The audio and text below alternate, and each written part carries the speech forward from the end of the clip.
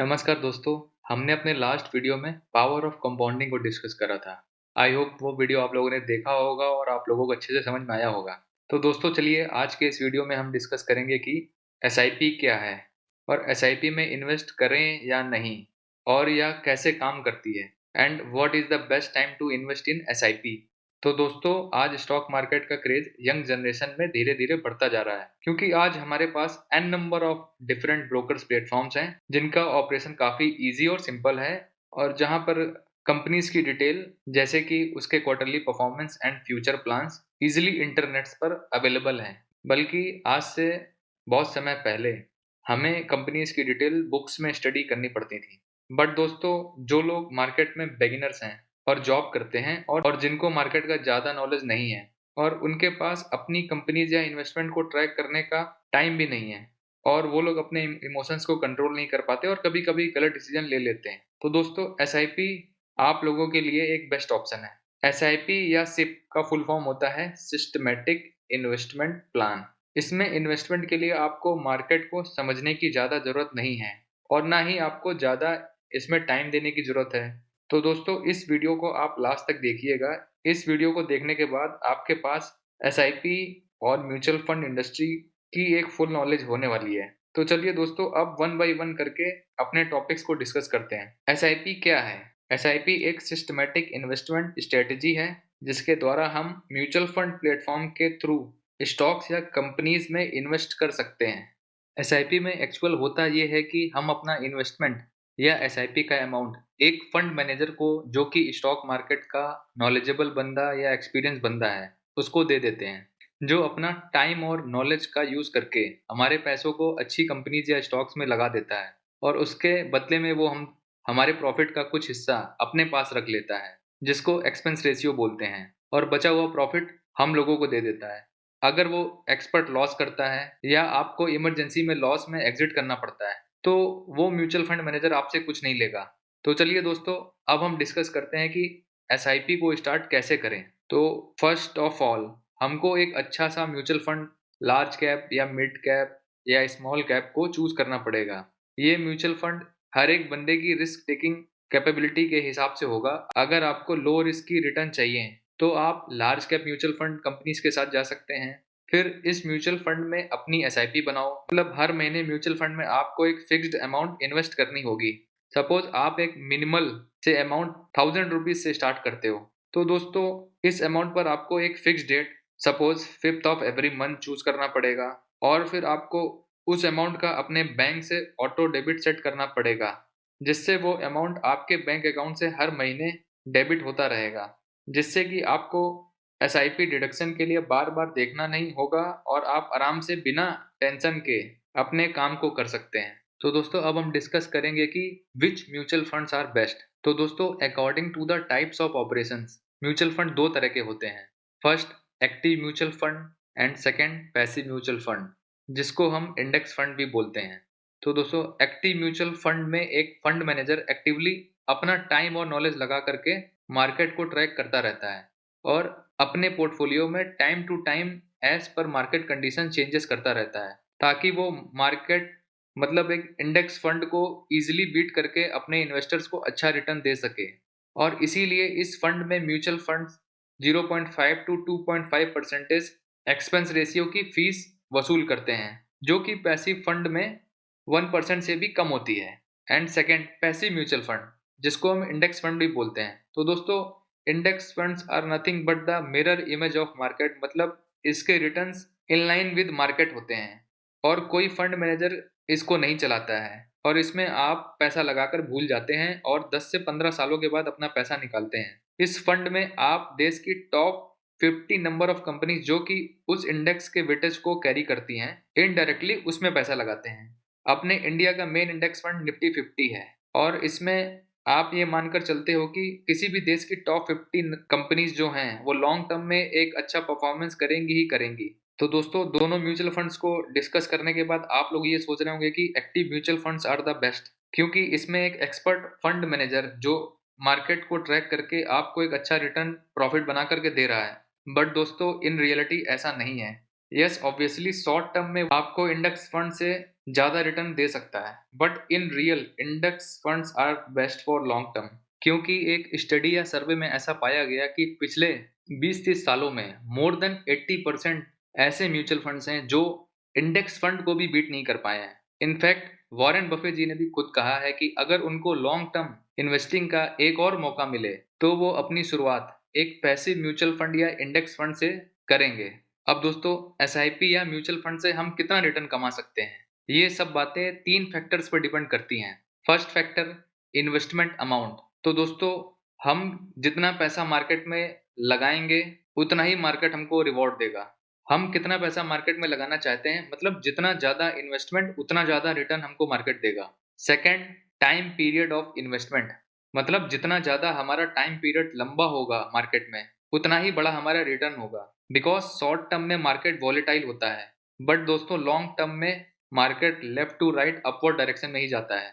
हमारा हॉरिजन 5 से 10 साल का मिनिमम होना चाहिए, तभी हम लोग पावर ऑफ कंपाउंडिंग को फील कर सकते हैं। और दोस्तों थर्ड, मार्केट कंडीशंस कैसी हैं। तो दोस्तों मार्केट कंडीशंस हमारे कंट्रोल में नहीं होती हैं। हो सकता है कि शॉर्ट टर्म में आपको लॉस हो जाए, बट हमें किसी भी स्थिति में मार्केट में 5 से 10 साल तक डटे रहना है, क्योंकि लॉन्ग टर्म में आपके लॉस होने के चांसेस नियर टू जीरो हो जाते हैं। दोस्तों next topic, types of investment in mutual funds. तो दोस्तों म्यूचुअल फंड में दो तरीके से इन्वेस्टमेंट हो सकते हैं। First lump sum amount, second SIP जिसको हम लोग सिस्टमैटिक इन्वेस्टमेंट प्लान बोलते हैं। तो दोस्तों लमसम में आप एफडी की तरह एक बार में ही अपना सारा पैसा लगाकर छोड़ देते हैं, और एसआईपी में आप थोड़ी थोड़ी राशि हर महीने जमा करते रहते हो। अब सवाल आता है कि which one is better, lump sum या एसआईपी। चलिए अब हम इसको समझते हैं। सपोज आपके बैंक अकाउंट में 15 लाख रुपए पड़े हुए हैं, तो क्या फिर भी आप एसआईपी ही करोगे? तो चलिए दोस्तों, किसी भी कंक्लूजन पे पहुंचने से पहले हम फैक्ट्स को अच्छे से डिस्कस कर लेते हैं। और केस अगर किसी टाइम पर मार्केट बहुत ज्यादा करेक्ट या अंडर वैल्यूड है, जैसा कि 2020 कोविड के टाइम में हुआ था और मार्केट बहुत ज्यादा क्रैश हो गया था, तो उस टाइम पर लमसम करना एक बेस्ट स्ट्रेटजी थी। अब ऐसा टाइम कब आएगा ये प्रेडिक्ट कर पाना बहुत ही मुश्किल है, और अगर आप मार्केट के ओवर वैल्यूड होने पे इन्वेस्ट करते हो तो आपको हमेशा लॉस ही होगा।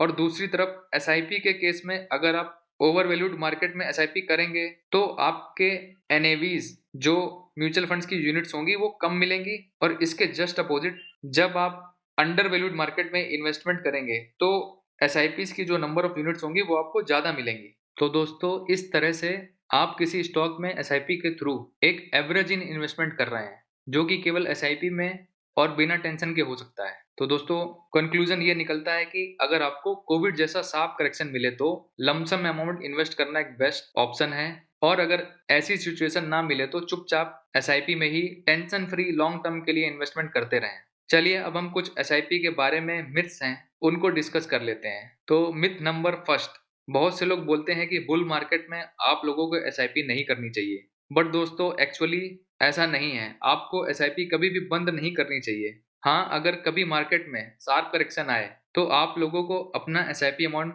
बढ़ा देना चाहिए और एसआईपी को स्टेप अप करके इन्वेस्टमेंट करके चलना चाहिए, ताकि आपको उसकी मैक्सिमम यूनिट्स कम प्राइस में मिल सकें, ताकि हम एवरेज इन करके लॉन्ग टर्म में बेटर रिटर्न बना सकें। मिथ नंबर 2, एसआईपी को मॉडिफाई नहीं किया जा सकता है। बट दोस्तों आजकल एसआईपी बहुत ही फ्लेक्सिबल और वेरिएबल हो गई है। आप एसआईपी के पैरामीटर्स जैसे कि डेट्स, अमाउंट्स और उसकी फ्रीक्वेंसी को आराम से मार्केट कंडीशन और अपने बजट के हिसाब से चेंज कर सकते हैं, और जब चाहें इसे क्लोज या ओपन करा जा सकता है। और अपने बजट के बढ़ने पर आप अपनी एसआईपी के अमाउंट को भी किसी फिक्स्ड परसेंटेज से स्टेप अप कर सकते हैं, ताकि लॉन्ग टर्म में आपको एक अच्छा रिटर्न मिल सके। मिथ नंबर 3, एसआईपी के थ्रू आप केवल इक्विटी में इन्वेस्ट कर सकते हैं, जो कि बहुत रिस्की इन्वेस्टमेंट है। बट दोस्तों ऐसा नहीं है, ये भी एक रॉन्ग मिथ है। तो दोस्तों एसआईपी के थ्रू आप न केवल इक्विटी मार्केट के डिफरेंट सेक्टर्स या मार्केट कैप में इन्वेस्ट कर सकते हैं, बल्कि debt, gold, hybrid, even real estate जैसे सेक्टर्स में भी इन्वेस्टमेंट कर सकते हैं। फर्दर दोस्तों, आप जब भी एक्टिव म्यूचुअल फंड्स या इंडेक्स म्यूचुअल फंड में इन्वेस्ट करने जा रहे हो तो आप लोगों को 3 टाइप्स ऑफ फंड्स दिखाई देते हैं। First one is growth, second one is dividend pay out, third one is dividend reinvestment. अब आप लोगों को ये नहीं समझ में आएगा कि इसमें से कौन सा बेटर है और किस में इन्वेस्ट करिए, और किस में इन्वेस्टमेंट करें। तो चलिए हम वन बाय वन करके इन तीनों को समझते हैं। तो दोस्तों first one is growth. Growth में क्या होता है, इसमें आपके द्वारा किए गए इन्वेस्टमेंट से हुए प्रॉफिट को फिर से कंपनी अपनी वर्किंग में इन्वेस्ट कर लेती है। इसमें आपको कोई एक्स्ट्रा बेनिफिट मतलब डिविडेंड नहीं दिया जाता है, बल्कि प्रॉफिट को री इन्वेस्ट कर दिया जाता है, जो कि आपके इन्वेस्टमेंट को कंपाउंड करता रहता है। और दोस्तों second one dividend pay out.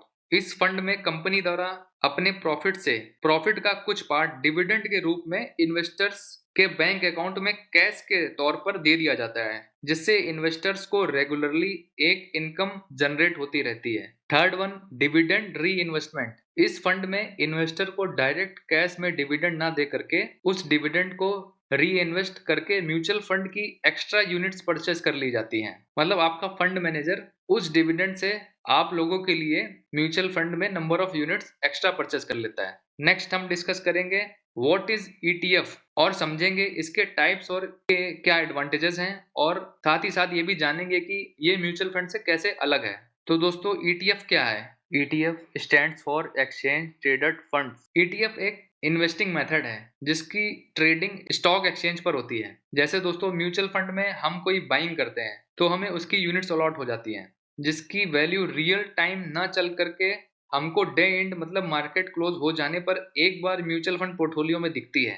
लेकिन ईटीएफ की ट्रेडिंग सिमिलर टू स्टॉक्स है, जिसकी वजह से इसके प्राइजेस भी स्टॉक्स की तरह हर सेकंड हमको रियल टाइम में चेंज होते दिखते रहते हैं। हम ईटीएफ्स को स्टॉक्स की तरह ही आसानी से बाई या सेल कर सकते हैं। इस तरह ईटीएफ्स में म्यूचुअल फंड्स एंड स्टॉक्स दोनों के कैरेक्टरिस्टिक्स होते हैं। तो दोस्तों चलिए अब ईटीएफ्स के डिफरेंट टाइप्स को डिस्कस कर लेते हैं। तो here are the different types of ETFs: stock ETFs, bond ETFs, commodity ETFs, gold ETFs, real estate ETF. तो इन टाइप्स में जैसे कि नाम के हिसाब से ही इनका मीनिंग निकल रहा है। स्टॉक ईटीएफ्स में स्टॉक्स में इन्वेस्टमेंट होता है, बॉन्ड ईटीएफ्स में बॉन्ड्स में, कमोडिटी में कमोडिटीज में, गोल्ड में और रियल एस्टेट्स में मतलब रियल एस्टेट्स में हमारा इन्वेस्टमेंट जा रहा है। ईटीएफ के केस में हमें म्यूचुअल फंड की तरह कोई मैनेजमेंट फीस नहीं देनी होती है।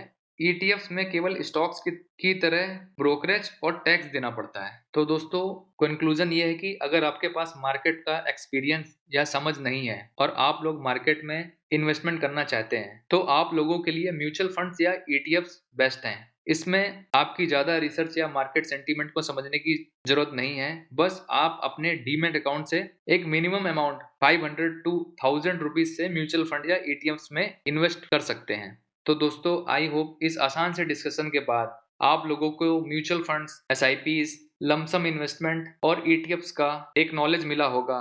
तो फर्दर दोस्तों ऐसी जानकारियां मैं आप लोगों के लिए आगे लाता रहूंगा। अगर मेरी बातें आप लोगों तक पहुंच गई हैं तो प्लीज इस वीडियो को लाइक और चैनल को सब्सक्राइब कर दीजिएगा। तो दोस्तों ऐसी जानकारियों के लिए हम मिलते हैं अपने नेक्स्ट वीडियो में। तब तक के लिए bye bye, see you soon.